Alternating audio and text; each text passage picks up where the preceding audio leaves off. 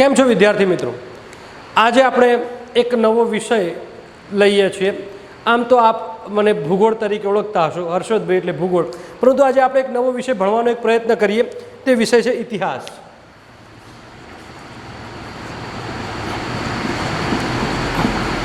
મિત્રો, જીપીએસસીનો અભ્યાસક્રમ તમે જોશો, એ અભ્યાસક્રમમાં પ્રથમ મુદ્દો જ તમને મળી આવશે, સિંધુ ખીણની સભ્યતા.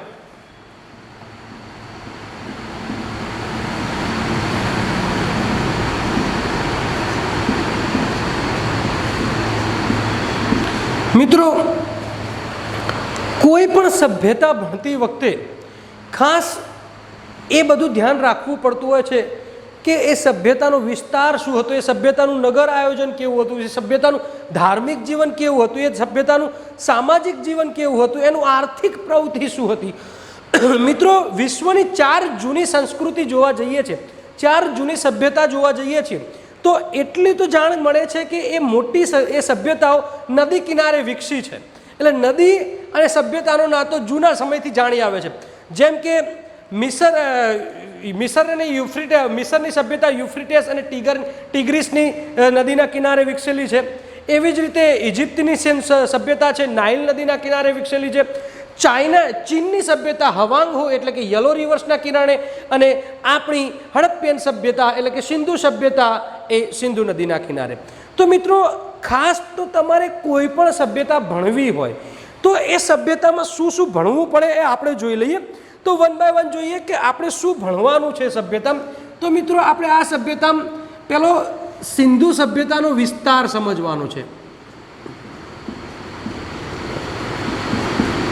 સિંધુ સભ્યતાનો વિસ્તાર. મિત્રો, યાદ રાખજો કે આપણા અભ્યાસક્રમમાં નીચેનો મુદ્દો ગુજરાતના સંદર્ભમાં પણ લખેલો છે. અહીંયા સિંધુ સભ્યતા આપણે માત્ર ભારતના સંદર્ભમાં જ ભણવાની છે, પરંતુ તમારે જીપીએસસીના તૈયારી માટે ગુજરાતના સંદર્ભમાં પણ તૈયાર કરવું પડશે. એટલે અત્યારે હાલ આપણે ફક્ત ભારતના સંદર્ભમાં ભણી રહ્યા છીએ, ભારતના સંદર્ભમાં.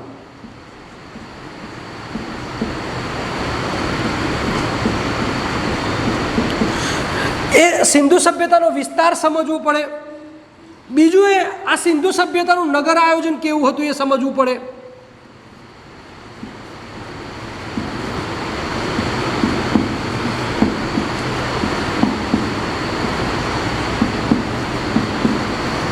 મિત્રો, આ નગર આયોજન જોતા એના મુખ્ય નગરો આપણે સમજવા પડે કે જે મેન નગરો છે એ કેવી પરિસ્થિતિમાં હતા, એ કેવું હતું. ધારો કે એક બાજુ આપણે અમદાવાદ જોઈએ છીએ, એક બાજુ ગાંધીનગર જોઈએ ને એક બાજુ મહેસાણા જોઈએ છે, તો અમુક બાબતો સામ્યતા મળે છે, પણ અમુક બાબતો આપણને અલગ અલગ મળે છે. ધારો કે અમદાવાદ જોઈએ તો મોટું મળે છે વિસ્તારની દ્રષ્ટિએ, પણ ગાંધીનગર નાનું છે, પણ એના રોડ અને રસ્તાઓ એક્સ્ટ્રા ઓર્ડિનરી છે, સીધા કાટકોણ કાપે છે. એટલે મહત્વના નગરો ભણવા પડશે આપણે. એટલે મુખ્ય નગરો ભણીશું અહીંયા, મુખ્ય નગરો. પછી મિત્રો, ત્રીજી બાબત અહીંયા જોવાની આ છે કે આ સભ્યતાનું એટલે કે સિંધુ સભ્યતાનું ધાર્મિક જીવન કેવું હતું.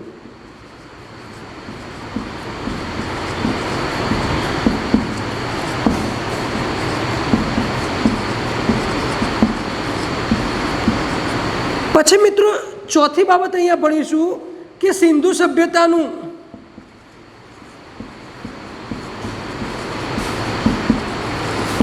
સામાજિક જીવન કેવું હતું.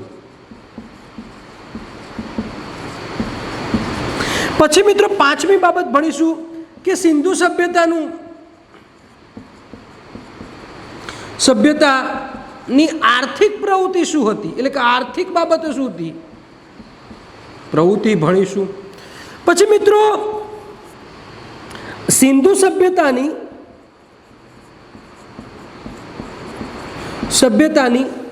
ટેકનોલોજી, એમાં સ્થાપત્ય અને શિલ્પ બંને આવી જશે, અને શિલ્પ એનું ટેકનોલોજી કેવું હતું એ ભણીશું. અને મિત્રો, છેલ્લું એ ભણવાનું થાય કે આ સિંધુ સભ્યતાનો અંત કઈ રીતે થયો. મિત્રો, આટલી બાબતો જો કોઈ પણ સભ્યતાની ભણવામાં આવે તો એ સભ્યતાનું સમગ્રદર્શી મૂલ્યાંકન થઈ શકે છે. તો પહેલાં કોઈ પણ સભ્યતા તમે ભણો તો એ સભ્યતાનો વિસ્તાર સમજવો પડે છે. એ સભ્યતાનો વિસ્તાર સમજતા જ તમને બીજી બધી બાબતો ધ્યાનમાં આવી જાય છે કે મોટી હશે, નાની હશે, એનું કેવું આયોજન હશે, સભ્યતાનો વિસ્તાર. પછી મિત્રો કોઈ પણ સભ્યતાનું નગર આયોજન, ટાઉન પ્લાનિંગ તમારે ભણવો પડે છે અને એ નગર આયોજનમાં મુખ્ય નગરોની તમારે માહિતી લેવાની થાય છે. ત્રીજું, તમારે સિંધુ સભ્યતાનું ધાર્મિક જીવન કેવું હતું, ત્યાંના લોકો ધર્મની બાબતમાં કેવું માનતા હતા, સામાજિક જીવન કેવું હતું, આર્થિક જીવન, આર્થિક પ્રવૃત્તિઓ કઈ હતી, સિંધુ સભ્યતાની ટેકનોલોજી, સ્થાપત્ય અને શિલ્પ કેવું હતું અને સિંધુ સભ્યતાનો અંત કઈ રીતે આવ્યો. જો આટલા મુદ્દા ભણવામાં આવે છે તો મને એવું લાગે છે કે આ સભ્યતામાં આપણે બધું જ ભણી લેવામાં થશે, ભણી લઈશું. તો મિત્રો 1 by 1 સમજી લઈએ. તો પ્રથમ આપણે ભણીએ છીએ સિંધુ સભ્યતાનો વિસ્તાર. ચલો મિત્રો આગળ વધીએ.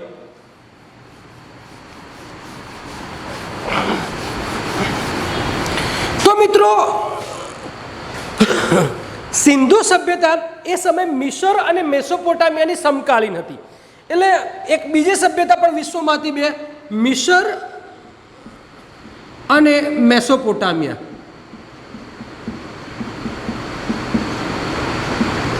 યુફ્રેસ અને ટિગ્રીસ નદીના કિનારે, એન્ડ ટિગ્રીસ.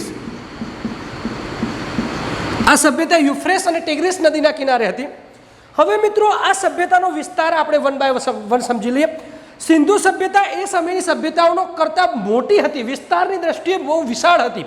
તો જોઈ લઈએ કે આ ભારતની રીતે આ કઈ સભ્યતાનો વિસ્તાર કઈ રીતના છે. મિત્રો એકચ્યુઅલી આમ તો અફઘાનિસ્તાન, પાકિસ્તાન અને ભારતમાં સિંધુ સભ્યતાના મોટા ભાગના સ્થળો મળી આવેલા છે. તો આપણે ભારતના પરિપ્રેક્ષ્યમાં જોઈ લઈએ. તો ભારતના પરિપ્રેક્ષ્યમાં ઉત્તરની બાબતમાં માંડા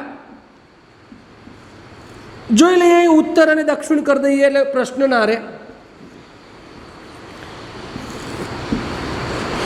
તો ઉત્તરનું જે સ્થળ હતું માંડા હતું અને એ સ્થળ આવેલું હતું જમ્મુ કાશ્મીરમાં.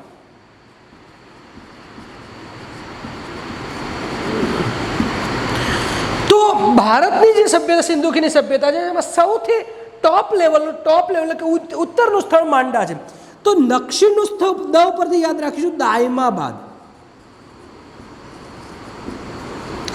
આ મિત્રો મહારાષ્ટ્રમાં આવેલું છે આ સ્થળ.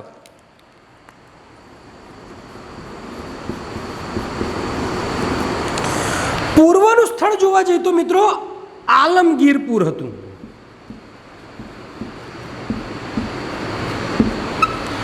આલમગીરપુર હતું. આ આલમગીર છે મિત્રો ઉત્તર પ્રદેશમાં આવેલું છે.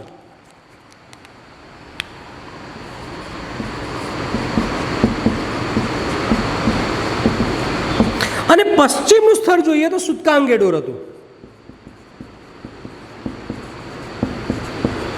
જે પાકિસ્તાનના બલુચિસ્તાનમાં આવેલું છે.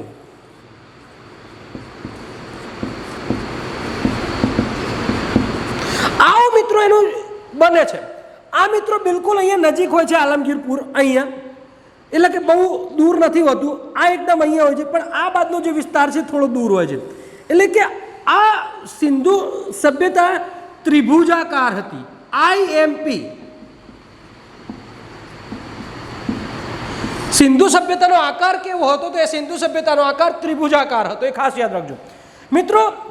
આ સભ્યતા પૂર્વ અને પશ્ચિમમાં જોવા જઈએ અને ઉત્તર અને દક્ષિણમાં જોઈએ જઈએ તો ઉત્તર અને દક્ષિણમાં 1100 કિમી લાંબી હતી.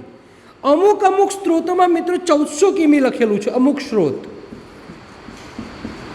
1400 કિમી અને પૂર્વ પશ્ચિમમાં 1600 કિમી લાંબી હતી. મિત્રો આનું કુલ ક્ષેત્રફળ એ સમયે 12,99,600 કિમી હતું. હમણાં મિત્રો 15 લાખ કિમી જેવું થઈ ગયું છે. 4 કિમી. હા મિત્રો, ટૂંક સમયમાં 18 લાખ કિમી થઈ શકે છે, કારણ કે નવા સ્થળો શોધાઈ રહ્યા છે, વિસ્તાર થઈ રહ્યો છે. મગજમાં બેસી ગયું. તો આ એક સભ્યતા હતી. હવે મિત્રો આ સભ્યતાના 4 જે ગામો હતા એ આપણે જોઈ લઈએ કે 4 સ્થળો. તો મિત્રો આપણે પહેલા જ જોઈ લઈએ કે માંડા શું છે, માંડાની પરિસ્થિતિ. માંડા, તો મિત્રો પહેલું જ માંડા છે મિત્રો, એ જમ્મુ કાશ્મીરમાં આવેલું છે.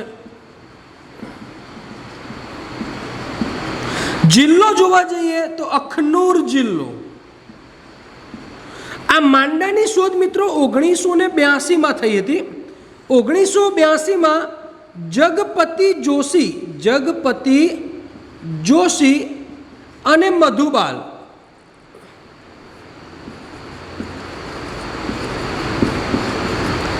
મિત્રો આ માંડા જે સ્થળ છે એ ખાસ યાદ રાખજો, ચિનાબ નદીની દક્ષિણમાં આવેલું છે. ચિનાબ નદી, કઈ નદી? ચિનાબ. સિંધુની 5 ટ્રિબ્યુટરીઓમાં ચિનાબ નદી આવે છે. તો ચિનાબ નદીની દક્ષિણમાં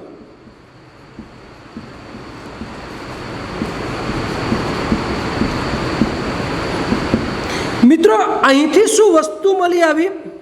તો અહીંથી વાસણો અને માટીના ઠીકરા મળી આવ્યા.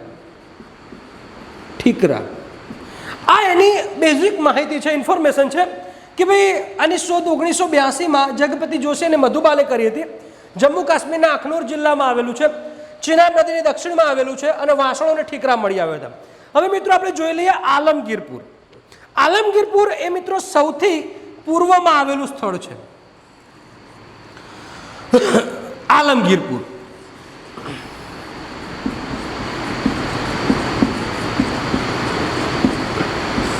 તો મિત્રો આલમગીરપુર એ ઉત્તર પ્રદેશ જિલ્લામાં આવેલું છે. મેં તમને કીધું એ પ્રમાણે ઉત્તર પ્રદેશ જિલ્લો, ઉત્તર પ્રદેશ રાજ્ય, સોરી બેટા, ઉત્તર પ્રદેશ રાજ્ય. જિલ્લો છે મેરઠ. કયો જિલ્લો? મેરઠ. હવે આ આલમગીરપુર છે એ ખાસ યાદ રાખજો, એ હિંડન નદીના કિનારે આવેલું છે. આ નદી થોડી યાદ રાખજો. કઈ? હિંડન. હિંડન. આ મિત્રો હિંડન નદી એ યમુનાની સહાયક નદી છે. કોની સહાયક નદી છે? યમુનાની. યમુનાની સહાયક નદી હિંડન નદી, એટલે કે નદી લખી દઈએ તો હિંડન.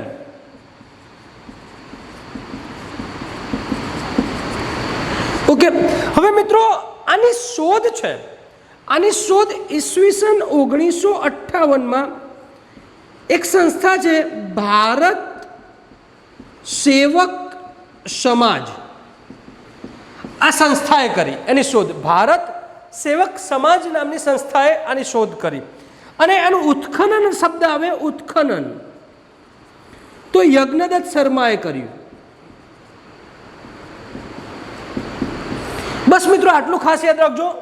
આલમગીરપુર એ સિંધુ સભ્યતાનું સૌથી પૂર્વમાં આવેલું સ્થળ છે, જે ઉત્તર પ્રદેશ રાજ્યના મેરઠ જિલ્લામાં આવેલું છે, જે હિંડન નદીના કિનારે વસેલું છે. હિંડન નદી એ યમુના નદીની સહાયક છે. આ સ્થળની શોધ ભારત સેવક સમાજે ઈસવીસન 1958માં કરી હતી અને આ સ્થળનું ઉદ્ખનન કાર્ય યજ્ઞદત્ત શર્માએ કરેલ હતું. હવે મિત્રો દાયમાબાદ જોઈ લઈએ, લાસ્ટ છેલ્લું દક્ષિણનું. તો મિત્રો ક્યારેક અમુક લોકો નર્મદા નદીને છેલ્લી બતાવે છે, પરંતુ અમુક બુક્સમાં દાયમાબાદ આવેલું છે. હવે દાયમાબાદ છે મહારાષ્ટ્રના રાજ્યના અહમદનગર જિલ્લામાં આવેલું છે. અહમદનગર. હવે મિત્રો આ ફરીથી આપણા માટે ખાસ યાદ રાખીશું કે આ દાયમાબાદ છે એક નદી છે પ્રવરા.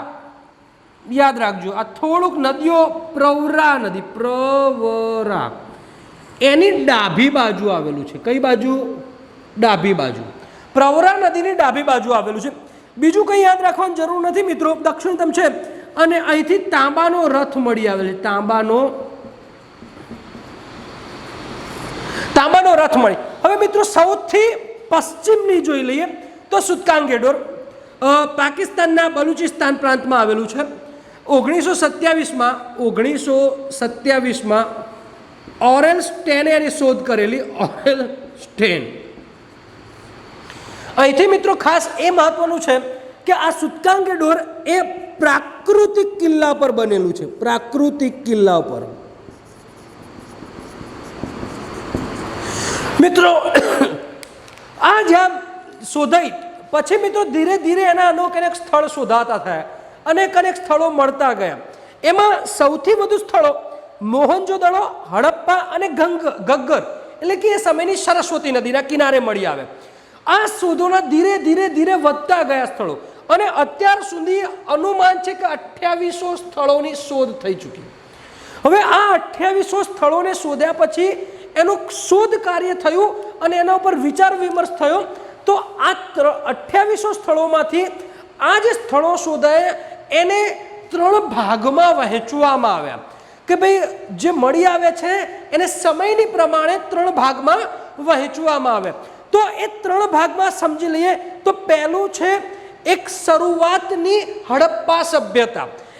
શરૂઆતની હડપ્પા સભ્યતા ઈસવીસન પૂર્વે 3500 થી લઈ અને ઈસવીસન પૂર્વે 2350 નો જે સમયગાળો છે એ સમય જે સ્થળો મળ્યા એ શરૂઆત હતી, બિગનિંગ હતી એ સભ્યતાની હતી.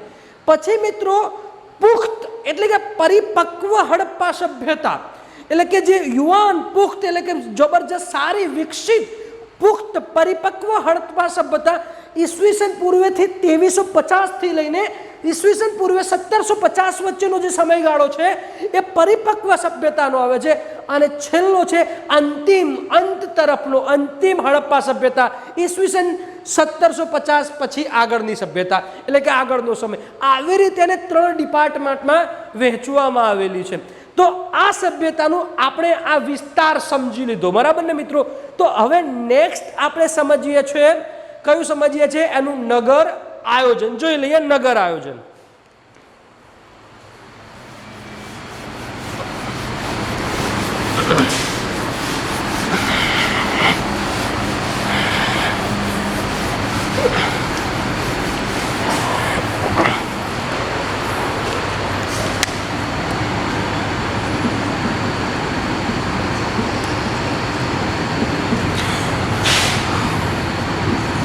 સિંધુ સભ્યતાનું નગર આયોજન.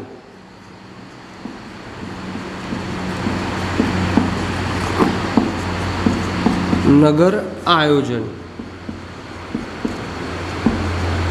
મિત્રો કોઈ પણ શહેરનું જો પ્રથમ એ શહેરમાં પ્રવેશ કરીએ અને ઉડીને આંખે વળગે તો એનું પ્લાનિંગ હોય, ટાઉન પ્લાનિંગ.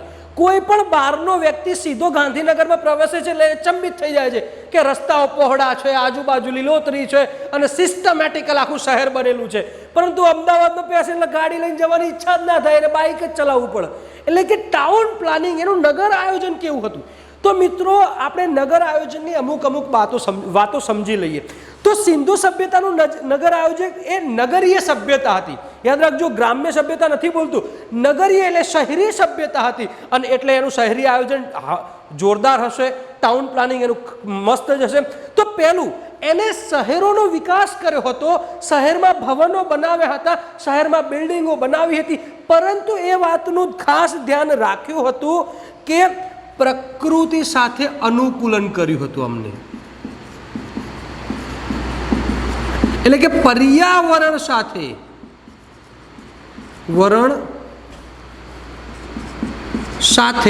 અનુકૂલન.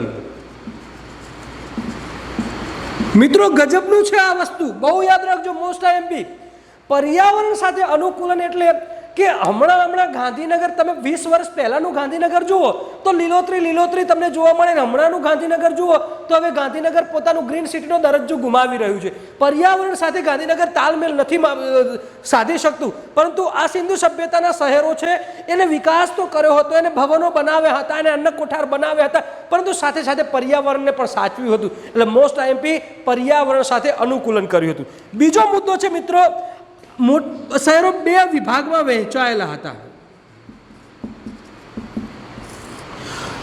2 વિભાગમાં કઈ રીતના હતા તો હું તમને સમજાવી દઉં મિત્રો કે 2 વિભાગમાં એક પશ્ચિમ ટેકરો અને નીચે પૂર્વ. સમજી લેજો કે આ પશ્ચિમ અને આ પૂર્વ.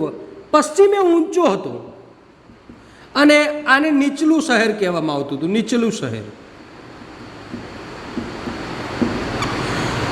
યાદ રાખજો, આ કિલ્લે બંધ હતું. હવે આ ઊંચા જે છે ઊંચી જગ્યાએ એ પુરોહિતો ને રાજાઓ રહેતા હતા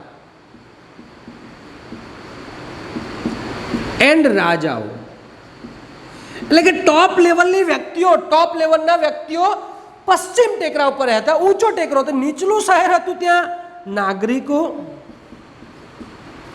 વેપારીઓ રહેતા હતા. સમજી ગયા મારી વાત? અને મિત્રો કિલ્લો પછી આગળ આવતું અને છેલ્લે એ પૂર્વ બાજુ ધાર્મિક અનુષ્ઠાન માટે જગ્યા હતી. ધાર્મિક અનુષ્ઠાન સમજો. પશ્ચિમે ઊંચો ટેકરો હતો, એ ઊંચો હતો જ્યાં પુરોહિતો અને રાજા રહેતા હતા. એ કિલ્લે બંધ હતું. આ નીચલું શહેર હતું, અહીંયા પુરોહિતો અને રાજાઓ, અહીંયા વેપારીઓને. અને પૂર્વ બાજુ એ નીચેની જગ્યાએ ધાર્મિક અનુષ્ઠાન કરવા માટેની જગ્યા હતી. અહીંયા જ એ મોહનજોદડોનું સ્નાનાગાર હતું. મિત્રો મેં કીધું ને કે ધાર્મિક અનુષ્ઠાન માટેની જગ્યા હતી. હવે બીજો મિત્રો ક્યારેક ક્યારેક અપવાદ છે, નથી એમ નથી કહેતો અપવાદ. ધોળાવીરા 3 ભાગમાં વહેંચાયેલું હતું. સમજો મિત્રો, ધોળાવીરા 3 ભાગમાં વહેંચાયેલું હતું. પછી લોથલ આખું કિલ્લે બંધ હતું. એક જ ભાગ હતો લોથલમાં, કોઈ પશ્ચિમ ટેકરો પૂર્વ ટેકરો મળે જ નથી. એક જ ભાગમાં વંડો ચણી લીધો છે. બરાબર ને મિત્રો? એવું નથી, અપવાદ હતા. પણ મોટા ભાગની વાત કરું છું કે સિંધુ ખીણની સભ્યતાએ એનું નગર પ્લાનિંગ છે 2 વિભાગમાં વહેંચાયેલું હતું કે પૂર્વ ટેકરો અને પશ્ચિમ ટેકરો. પશ્ચિમ ટેકરો ઊંચો હતો જ્યાં પુરોહિતો અને રાજાઓ રહેતા હતા, ને પછી પૂર્વ ટેકરો નીચો હતો જ્યાં સામાન્ય સભા, નાગરિકો, વેપારીઓ રહેતા હતા. અને એને નીચલું શહેર કહેવામાં આવતું હતું, પેલું ઉપલું શહેર કહેવામાં આવતું હતું. અને છેક પૂર્વોત્તર જગ્યા હતી, ત્યાં ધાર્મિક અનુષ્ઠાન માટેની જગ્યા બનાવેલી હતી. બરાબર ને? ઓકે, આગળ વધીએ છીએ મિત્રો કે આ સભ્યતાએ સફાઈ, ગટર વ્યવસ્થા અને સ્વચ્છતા બહુ જ ધ્યાન રાખેલું. અહીંયા આપણે સ્વચ્છ ભારત કરીને થાકીએ છીએ. અરે મિત્રો, ઈસવીસન પૂર્વે 3500 થી લઈ ઈસવીસન પૂર્વે 2 સુધી, ઈસવીસન પૂર્વે 2 એવું કહેવામાં આવે છે, ઈસવીસન પૂર્વે 2જી સદીમાં સિંધુ ખીણની સભ્યતાનો અચાનક અંત આવ્યો. ત્યાં સુધી મિત્રો સ્વચ્છતાની વાત ચાલતી હતી. અહીંયા સફાઈ તો એવી હતી કે એનું આયોજન, એના રોડ એવી રીતના બનાવવામાં આવતા હતા કે એની પવન આપોઆપ રોડને સફાઈ કરી નાખે. અહીં તો પવન વાય છે તો એ ખબર નથી પડતી. બરાબર ને? ગટર વ્યવસ્થા એ સમયની દરેક સભ્યતામાં ક્રીટ ટાપુ સિવાય, ક્રીટ ટાપુ સિવાય ક્યાંય ગટર વ્યવસ્થાનો ઉલ્લેખ નહોતો. ખાલી કલ્પના કરો મિત્રો, જ્યારે કઈ વરસાદ પડે છે અત્યારના, અરે વિદેશના શહેરોની પણ વાત કરું છે, વરસાદ પડે છે તો પણ એમની ગટરોનું આયોજન ખોરવાઈ જાય છે. તો આમનું ગટર વ્યવસ્થા એ વખતે અલ્ટ્રાસ્ટોનિક હતી, જોરદાર હતી કે ઘરનું પાણી એ કૂવામાં જમા થાય, કૂવાનો પછી જાય છે, આગળ પછી રોડની બીજું કિનારી આગળ જાય ને એક મેન તળાવમાં જતું રહે. અને એ ગટરો મિત્રો વક્રાકાર ઈંટોથી બનાવેલી, ઢાંકેલી, એ ઈંટોને સમય આવે ખોલી શકાતી અને ગટરોને સાફ સફાઈ કરી શકાતી હતી. ફક્ત અપવાદ તરીકે કાલીબંગામાં ગટરનો કોઈ જ ઉલ્લેખ નથી. મેં તમને કીધું ને અપવાદ છે નથી, અને અપવાદ જ પૂછશે સરકાર. તો અપવાદ કાલીબંગામાં ગટરનો કોઈ ઉલ્લેખ મળી આવતો નથી. એવું કહે છે કે કાલીબંગામાં કંઈ ગટરના સાક્ષ્યો મળ્યા નથી. એને છોડી દઈએ મિત્રો. સ્વચ્છતાની બાબતમાં પણ અલ્ટ્રાસ્ટ્રોનિક હતા. હવે બીજું કે આ શહેરી સભ્યતા હતી, નગરીયા સભ્યતા હતી, એટલે ભવનો હોવાના, સારી ઇમારતો હોવાની. તો ભવન નિર્માણ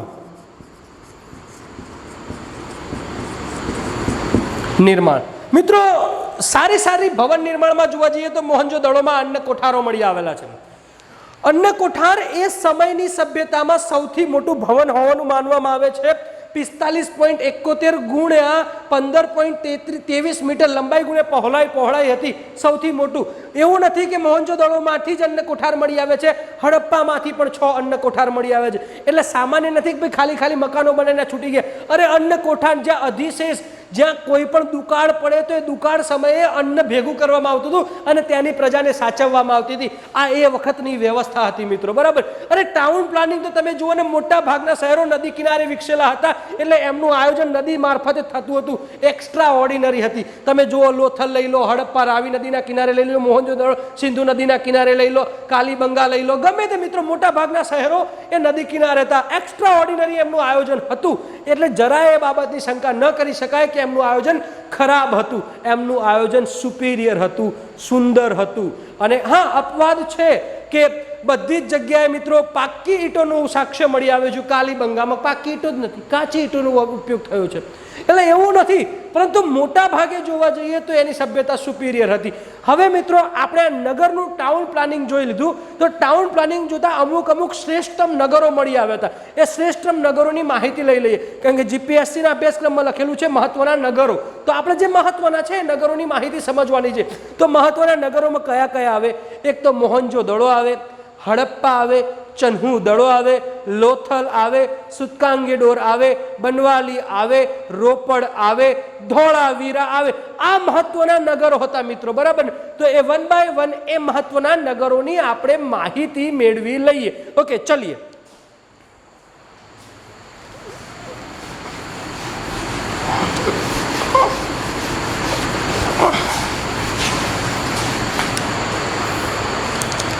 મહત્વના નગરો.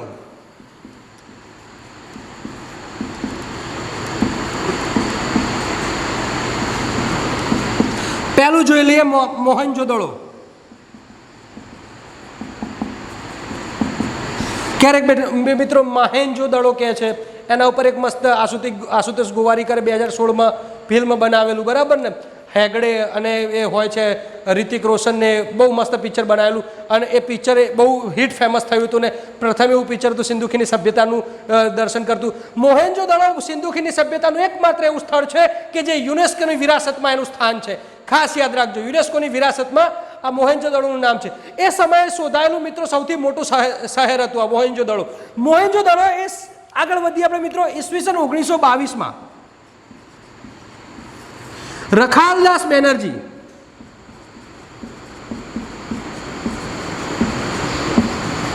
એની શોધ કરી હતી. મોહેન્જો-દડોની જે છે એ સિંધુ નદી ની જમણી તરફ આવેલું, જમણી તરફ. એટલે કે મિત્રો આ સિંધુ નદી છે, આ જમણી બાજુ અને આ ડાબી બાજુ, તો અહીંયા મોહેન્જો-દડો હતું. યાદ રાખજો, સિંધુ નદીની જમણી બાજુ આવેલું હતું. આ મિત્રો સિંધ પ્રાંતના લરકાના જિલ્લામાં આવેલું છે. સિંધ પ્રાંતના લરકાના જિલ્લામાં આવેલું છે. હવે મિત્રો આની ખાસિયતો શું શું મળી આવી એ જોઈ લઈએ. તો પહેલું જ કે આ શહેરમાંથી મેલેરિયાનું સાબિતી મળી આવેલી. મેલેરિયા,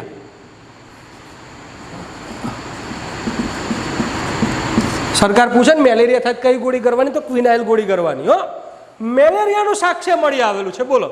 બીજું કે પુરોહિતની મૂર્તિ મળી આવી છે, પુરોહિત. ત્રીજું મિત્રો ખાસ યાદ રાખજો, હોળીનું ચિત્ર મળી આવેલું છે.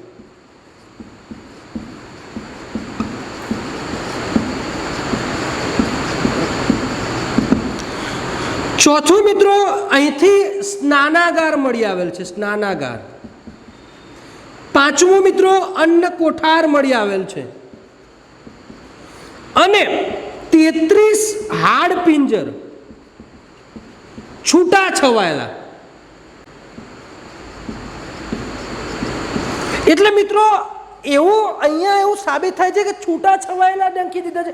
કોઈ નંખી તો ના દે, પણ એવા ક્યાંય પુરાવો નથી મળતા કે આ યુદ્ધ કરતી હતી આ પ્રજા. પણ યુદ્ધનું જ્ઞાન હતું, એમને તલવાર ભાલા મળી આવેલા છે. એટલે એવું બની શકે કે યુદ્ધ થયું હોય એવી શંકા કુશંકા છે. મિત્રો યાદ રાખજો, સિંધુખીની સભ્યતાનો અંત કઈ રીતના થયો એ ક્યારે પરફેક્ટ સાબિત નથી. અમુક લોકો કહે કે પૂર આવ્યું, અમુક લોકો કહે કે એ આપોઆપ બંધ થઈ જાય, અમુક લોકો કહે કે આ રીતના થઈ જાય, આગ લાગી જંગલમાં, અમુક લોકો કે નદી સુકાઈ જવાથી, શુષ્ક પ્રદેશ થઈ જવાથી. એ અને વિષય છોડ દઈએ, પરંતુ 33 હાડપિંજર મળી આવેલી. લોકોએ એમ પણ કીધું કે કદાચ બની શકે કે મોહનજો-દડોમાં યુદ્ધ થયું હશે અને લોકોને મારી દીધા છે, હાડપિંજર છૂટા છવાયા પડ્યા છે. કારણ કે કોઈ હાડપિંજર છૂટા છવાય તો નાખી ના દે ને મિત્રો. એટલે આવી પણ સાબિતી છે. હવે મિત્રો આપણે પુરોહિતની મૂર્તિ સમજી લઈએ. પછી મિત્રો કાંસાની નર્તકી મળી આવે છે, કાંસાની. મિત્રો યાદ રાખજો, સંપૂર્ણ નગ્ન કાંસાની નર્તકી મળી આવી છે, નૃત્ય કરતી. અને મિત્રો એ નર્તકીની જે છે બોડીને જોતા અમુક સારા એવા તમે વિચાર કરો કે અમુક જો બહાર મોટા શોરૂમો છે ને એ મોટા શોરૂમોમાં તો મિત્રો કે એ પ્રકારની નર્તકીનું બહાર પૂતળું મૂકવા આવે છે ને એના ઉપર વસ્ત્રારોપણ કરવામાં આવે છે. એ લેવલની નર્તકી મળી આવેલી. હવે જોઈ લઈએ કે આમાં સમજવાનું શું છે. મેલેરિયાનો તો કંઈ સમજવાનું નથી. ક્વિનાઇલ ગોળી લઈ લઈશું આપણે. પુરોહિતની મૂર્તિ સમજી લઈએ કે શું હતી પુરોહિતની. હોળીના ચિત્રમાં કંઈ સમજવાનું નથી, ખાલી હોળીના ચિત્ર મળી આવ્યું છે. સ્નાનાગાર સમજી લઈએ, અન્ન કોઠાર સમજી લઈએ અને કાંસાની નર્તકી સમજી લઈએ. તો અહીંયા આપણે મોહનજોદડોમાં શું સમજી લઈએ તો પુરોહિતની મૂર્તિ સમજીએ, સ્નાનાગાર સમજીએ, અન્ન કોઠાર સમજીએ અને કાંસાની નર્તકી સમજી લઈએ. તો આટલું યાદ રહી ગયું મિત્રો. લખવું હોય તો લખી દેજો. અમુક જીપીએસસીના મુદ્દામાં મિત્રો તમારે ક્યારેક નોટ બનાવવાની છે અને લખવાનું છે, એમાં કોઈ ઓપ્શન નથી રહેતો, બરાબર. તો મોહેનજોદડો 1922માં રખાલદાસ બેનર્જી એની શોધ કરી. સિંધુ નદીની જમણી તરફ આવેલું છે, સિંધ પ્રાંતના લરકાના જિલ્લામાં આવેલું છે. મોહેનજોદડોમાંથી શું મળી આવ્યું તો મેલેરિયાનું પ્રમાણ મળી આવ્યું, પુરોહિતની મૂર્તિ મળી આવી, હોળીનું ચિત્ર મળી આવેલ છે, સ્નાનાગાર અને અન્ન કોઠાર મળી આવેલ છે, 33 હાડપિંજર છૂટા છવાયેલા વેચાયેલા પડ્યા છે અને કાંસાની નર્તકી મળી આવેલી છે. હવે આગળ વધું છું મિત્રો. શું સમજવાનું છે વન બાય વન સમજી લઈએ આપણે. ઓકે.